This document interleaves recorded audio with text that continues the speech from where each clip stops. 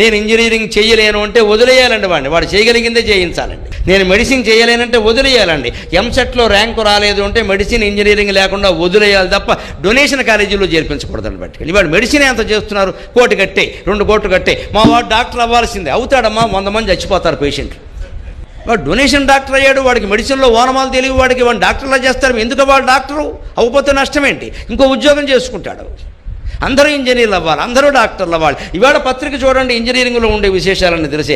ఏకాగ్రత లేదు విద్యార్థుల్లో, జ్ఞాపక శక్తి లేదు, అన్నీ నశించాయి. ఎందుకంటే బలవంతపు చదువులు. ఎందుకంటే మా తోడేళ్ళు కొడుకు చదివాడు, మరి వీడు చదవకపోతే అలాగా? తోడేళ్ళు చెబుతూ వీడు చదవాలా?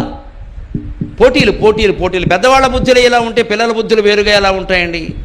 పోనీ నాయన, నువ్వు ఇది కాకపోతే ఇంకేం చదువుకుంటావు? నువ్వు ఏది చదివినా పర్వాలేదు, అందులో నువ్వు వీరంగా వాడితే చాలు. వాడు తెలుగే చదవనియండి, సోషల్ చదవనియండి, ఇంకేదో చదవనియండి, ఏం చదివితే అందులో బాగుండాలని చెప్పండి చాలు. ఏం చేసినా మంచి.